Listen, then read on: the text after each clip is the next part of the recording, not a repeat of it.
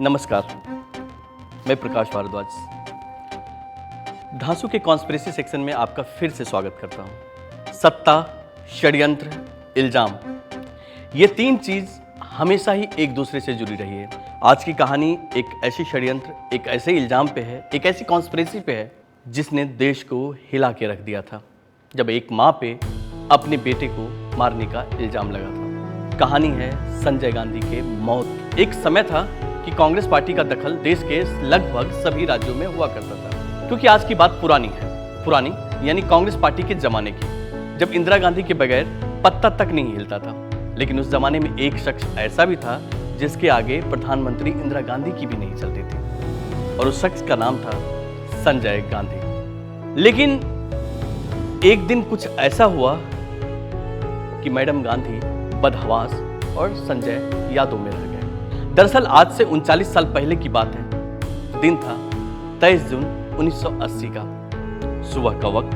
प्रधानमंत्री इंदिरा गांधी के घर के बाहर से एक गाड़ी निकली, हरे रंग की मेटाडोर। चला रहे थे उनके छोटे बेटे संजय गांधी, जो कि अमेठी से सांसद भी थे। 1 महीने पहले ही कांग्रेस के महासचिव भी बने थे, मगर संजय को अपनी सत्ता और शक्ति के लिए इन पदों की दरकार नहीं थी।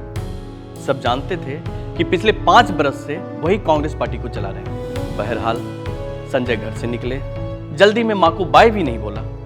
बेटा वरुण सो रहा था। 3 महीने 10 दिन का बच्चा जिसे संभालने में लगी थी संजय गांधी की पत्नी यानी कि मेनका गांधी। संजय पहुंचे 1 किलोमीटर दूर सफदरजंग एयरपोर्ट, जहां उनका इंतजार कर रहे थे दिल्ली के flying club chief instructor Subhash Saxena और एक मशीन, लाल रंग की शोक चिड़िया, एक नया एयरक्राफ्ट पिट्स S2A, हल्का इंजन, कलाबाजी खाने में मुफीद विंग्स। आपने सुना ही होगा कि संजय गांधी को विमान चलाने का बहुत शौक था। पूरे वाकया में बस एक चीज मुफीद नहीं थी, वो था संजय गांधी का रवैया। सियासत की तरह फ्लाइंग में भी वो दुस्साहस की हद तक लापरवाह और जोखिम लेने वाले थे। अक्सर सुरक्षा नियम को तोड़ते थे। कहने वाले तो ये भी कहते हैं कि जूतों की बजाय वो कोल्हापुरी चप्पलों से ही प्लेन उड़ाने लग जाते थे। संजय की मां इंदिरा को तमाम ब्यूरोक्रेट्स और नेताओं ने इस बारे में बताया था, मगर बात संजय की थी, जिसकी जिद के आगे पहले भी एक बार बेबस मां ने पूरे देश को रेहन में रखा था। यहाँ तो सिर्फ कुछ नियम भर की बात थी, मगर नहीं, बात 2 जिंदगियों की भी थी, जो सुबह 7:15 बजे उड़ान भर चुकी थी। कुछ ही मिनटों में वो अशोका होटल के ऊपर गोल नाच रहे थे। एयरक्राफ्ट अपने नाम के मुताबिक काम दे रहा था, लेकिन 10 मिनट बीतने के बाद संजय से खतरनाक निचाई पे गोते खिलाने लगे, और कुछ ही मिनटों बाद उनका नियंत्रण खो गया। और फिर घर घर की आवाज करता हुआ डिप्लोमेटिक एनक्लेव में संजय गांधी का प्लेन अपने घर से कुछ ही मिनटों की एरियल दूरी पे पिट्स क्रैश कर गया। 15 मिनट में मौके पर एम्बुलेंस पहुंची, डालियां काटी गई, प्लेन के मलबे के बीच से संजय और सुहास की लाशें निकाली गई। ब्रेन हेमरेज के चलते दोनों की ही मौके पे मौत हो चुकी थी। उन्हें वहीं स्ट्रेचर पे लाल कंबल से ढक दिया गया। कुछ ही मिनटों में वहां पर प्रधानमंत्री इंदिरा गांधी जी पहुंची, अपने सचिव R.K. धवन के साथ। कार से उतरते ही इंदिरा गांधी दौड़ने लगी, फिर कुछ संभली, मगर बेटे की शक्ल देखने के बाद फूट फूट कर रोने लगी। इंदिरा जी को संभालने वाला कोई नहीं था। उनकी ताकत, उनका छोटा बेटा, उनका गुरूर, उनका राजनीतिक उत्तराधिकारी संजय अब एक लाश बन चुका था। संजय की बीवी मेनका घर पे थी, बड़ा बेटा राजीव, बहू सोनिया और उनके बच्चे राहुल और प्रियंका इटली में छुट्टियां मना रहे थे। पूरा देश सकते में था। सब अपने अपने ढंग से संजय को याद कर रहे थे। विरोधी दलों के लिए वो इमरजेंसी का खलनायक था, जिसकी पहली जीत थी जनता कार बनाना मारुति के नाम से। और इस सपने के लिए मां इंदिरा ने बैंकों की तिजोरियां खुलवा दी।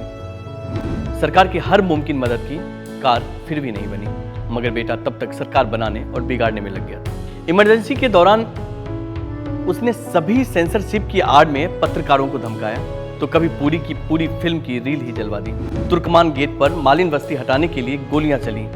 नसबंदी कार्यक्रम के लिए जबरदस्ती की गई, मगर पब्लिक जबर थी, डट के बैठी हुई थी। और जब बारी आई तो ऐसा पलटवार किया कि मां इंदिरा रायबरेली से और बेटा संजय अमेठी से बुरी तरह चुनाव हार गए। इसके बाद शुरू हुआ ट्रायल का दौर। संजय गांधी पर एक के बाद एक मुकदमे लगने लगे। उनका तमाम वक्त पेशी में बीतता, मगर इसे भी संजय ने शक्ति प्रदर्शन का जरिया बना लिया। अदालतों में उनके बाहुबली युवा समर्थकों का हुजूम जुटता।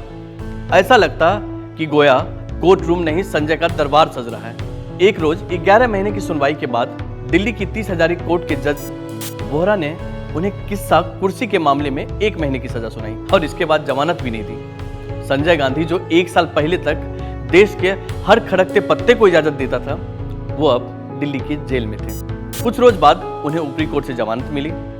समय बदला, लोग बदले, सत्ता बदली और संजय भी बदले।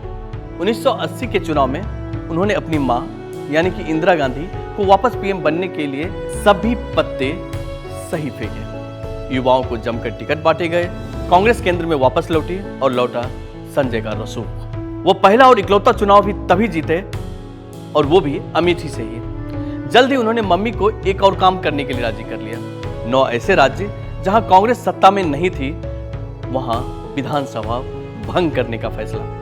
कहा गया कि देश ने नया जनादेश दिया है, इन्हें भी नए सिरे से इसे मानना होगा। चुनाव हुए तो 8 राज्यों में कांग्रेस सत्ता में वापस लौटी और इसका श्रेय भी सिर्फ संजय को दिया गया। उन्होंने सभी जगह अपने लोगों को सीएम की कुर्सी पर बिठाया। संजय के राज्यारोहण की तैयारी शुरू हो चुकी थी। वो अपना राजनीतिक कौशल जाहिर कर चुके थे। ये तय था कि अब कांग्रेस में वही होगा जो संजय चाहेंगे। इसलिए तमाम बूढ़े पुराने नेता भी घुटने मोड़कर दंडवत करने लगे थे। मुख्यमंत्रियों को तो अपनी ऑक्सीजन ही यहीं से मिलती थी। और तब अचानक संजय चल बसे। सबके समीकरण हिल गए।